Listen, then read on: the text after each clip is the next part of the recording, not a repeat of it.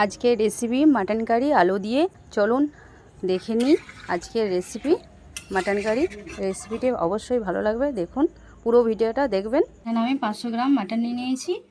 আজকে mutton curry আলু দিয়ে। এই যে আলু এইভাবে ডুমো ডুমো কেটেছি, আজকে মাটন কারি হবে।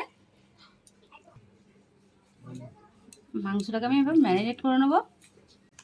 প্রথমে দিয়ে দেবো পেঁয়াজ,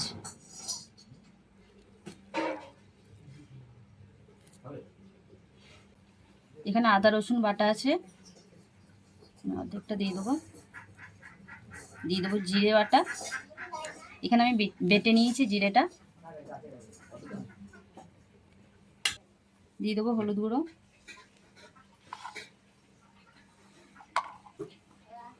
দিয়ে দেবো লবণ,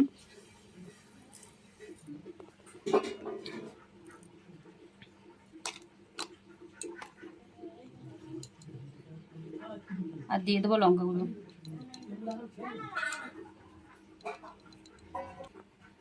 দিয়ে দেবো তেল,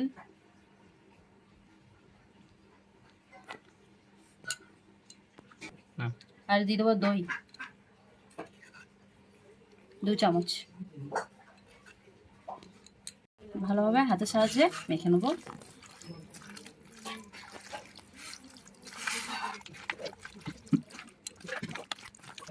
আমার মাটনটা মাখা হয়ে গেছে। এরপর 15 মিনিট মতো রেখে দেবো রেস্টে।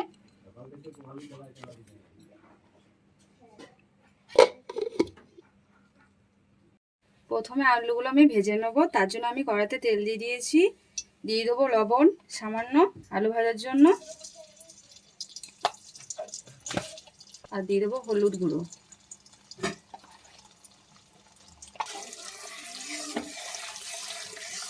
এরপর আমি আলুগুলো দিয়ে দিচ্ছি।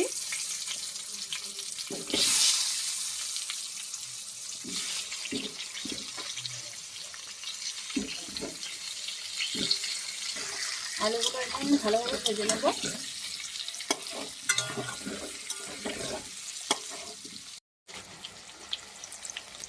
আলু আমার ভাজা হয়ে গেছে লাল লাল করে। এরপর আমি তুলে নেব।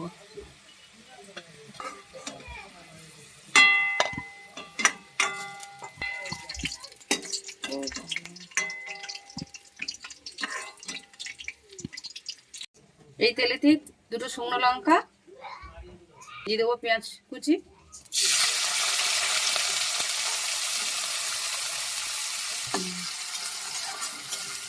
পেঁয়াজটাকে ভালোভাবে ভেজে নেব। পেঁয়াজটা ভাজার জন্য দিয়ে দেবো সামান্য লবণ,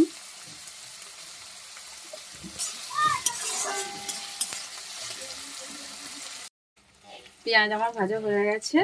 এরপর দিয়ে দেবো টমেটো কুচি,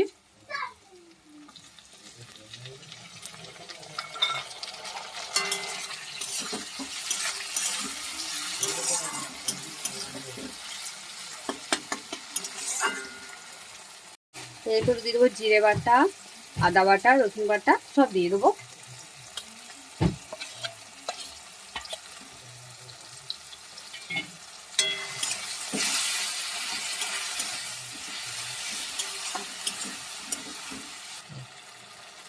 ঝাল যেহেতু আমি দিয়েছি তাই অল্প দেবো। লঙ্কা গুঁড়ো দিয়ে দেবো, লবণ 1 চা চামচ, হলুদ আমার দেওয়া আছে আর সামান্য দেবো। ভালোভাবে কষিয়ে নিতে হবে মশলাটা।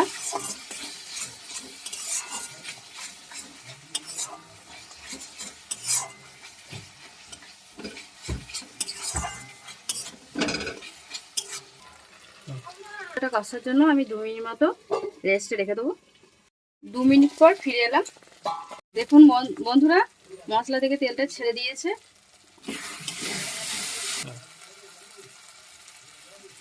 সামান্য একটু জল দিয়ে দেবো। মশলা আমার কষানো হয়ে গেছে। মাংসটা করে আমি দিয়ে দেবো। মাটনটা আমি দিয়ে দিলাম। এবার ভালোভাবে কষিয়ে নেবো মাটনটা।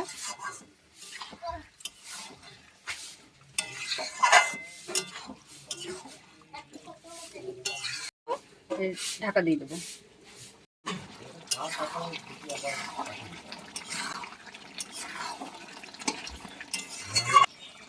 মাংস আমার কষানো হয়ে গেছে, এরপর আমি ভাজা আলুগুলো দিয়ে দেবো।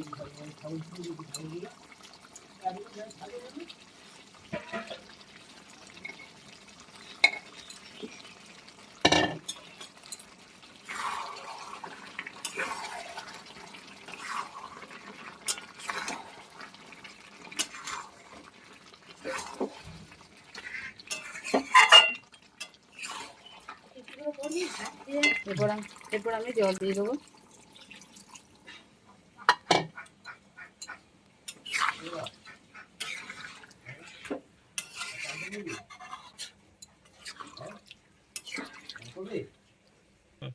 ভাজা গরম মশলা দিয়ে দেবো।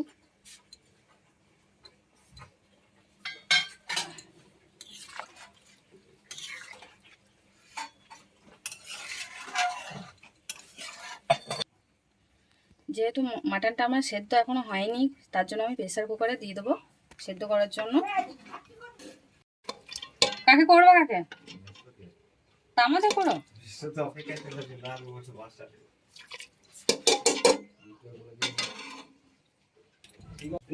প্রেসার কুকারে আমি ভরে দিয়েছি, 2 থেকে 3টে সিটি পড়বে, তারপরে আমি খুলবো এটা।